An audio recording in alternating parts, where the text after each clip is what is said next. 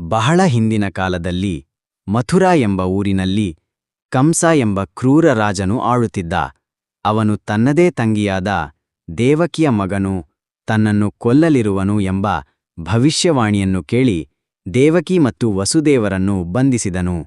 ದೇವಕಿಯ ಮಕ್ಕಳನ್ನು ಒಬ್ಬೊಬ್ಬರಂತೆ ಕೊಂದನು. ಆದರೆ 7ನೇ ಮಗ ಬಲರಾಮನು ದೇವಕಿ ಕರುಳಿನಿಂದ ರೋಹಿಣಿಗೆ ವರ್ಗಾಯಿಸಲ್ಪಟ್ಟನನು.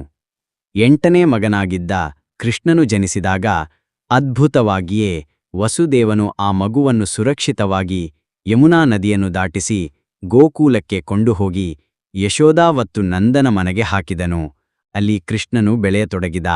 ಗೋಕುಲದಲ್ಲಿ ಕೃಷ್ಣನು ಹಲವಾರು ಲೀಲೆಗಳು ಮಾಡಿದನು. ಮಕನಚೌರಿ, ಬೆಣ್ಣೆ ಕಳವು, ಪುತ್ತನೆಯನ್ನು ಕೊಂದುದು, ಶಕಟಾಸುರನನ್ನು ಸಂಹರಿಸಿದುದು.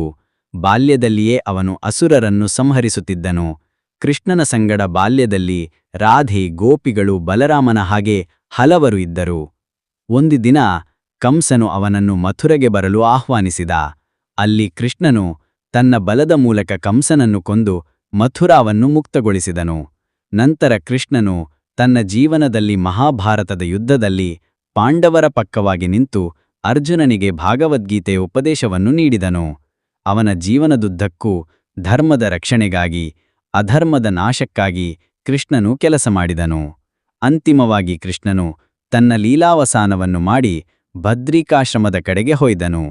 ನೀತಿಪಾಠ: ಶ್ರೀಕೃಷ್ಣನು ನಮಗೆ ಸದ್ಭಾವನೆ, ಧರ್ಮದ ಹಾದಿ ಹಾಗೂ ನಿಷ್ಠೆಪೂರ್ವಕ ಜೀವನಿಯನ್ನೇ ಬೋಧಿಸುತ್ತಾನೆ.